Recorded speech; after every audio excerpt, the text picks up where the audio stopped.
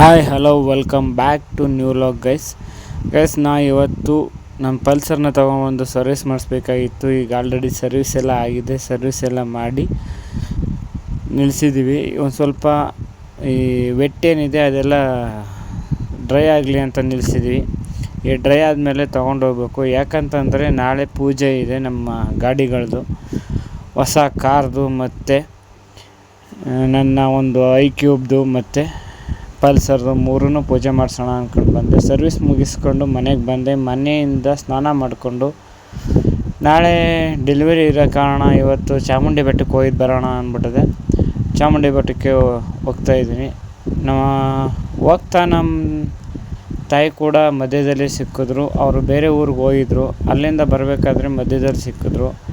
ಅವ್ರನ್ನೂ ಕರ್ಕೊಂಡು ಚಾಮುಂಡಿ ಬೆಟ್ಟಕ್ಕೆ ಬಂದೆ. ಸುಮಾರು ಒಂದು 5 ಗಂಟೆ 5:15 ಆಗಿತ್ತು.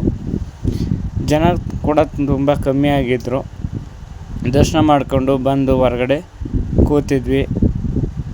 ಇಲ್ಲಿ ಹೊರಗಡೆ ಬಂದು ಒಂದೆರಡು ಫೋಟೋ ತಗೊಂಡು ಹಂಗೆ ಒಂದು ರೀಲ್ ಮಾಡಿಕೊಂಡು ಮತ್ತು ಅಲ್ಲಿಂದ ಹೋಗೋಣ ನಾವು ಅಂತ ಇದ್ವಿ. ಅಷ್ಟಕ್ಕೆ ದಾರ ಕಟ್ಸ್ಕೊಳ್ಳೋಣ ಕೈಗೊಂದು.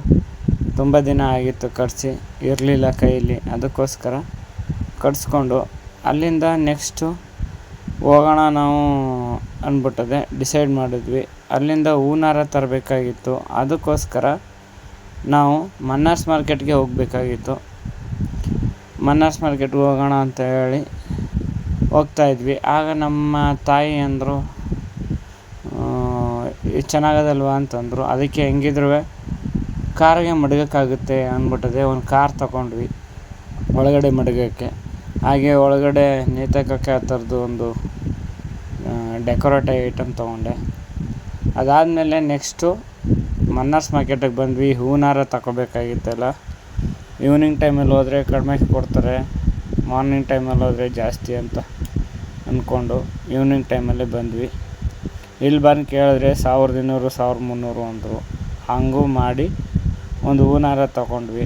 ನೆಕ್ಸ್ಟು ನಮ್ಮ ತಾಯಿ ಗೋಬಿ ತಿನ್ನಬೇಕು ಅಂತಂದರು. ಅದಕ್ಕೆ ಆಶ್ರಮದ ಎದುರುಗಡೆ ಇರೋಂತಹ ಗೋಬಿ ಅಂಗಡಿಗೆ ಬಂದೆ. ಇದೇ ಫೇಮಸ್ಸು ಈ ರೋಡಲ್ಲಿ. ಅಲ್ಲಿ ತಿಂದ್ಕೊಂಡು ನೋಡಿ, ಈ ಹೂನಾರ ಇದೆ 600 ರೂಪಾಯಿ ತೊಗೊಂಡ.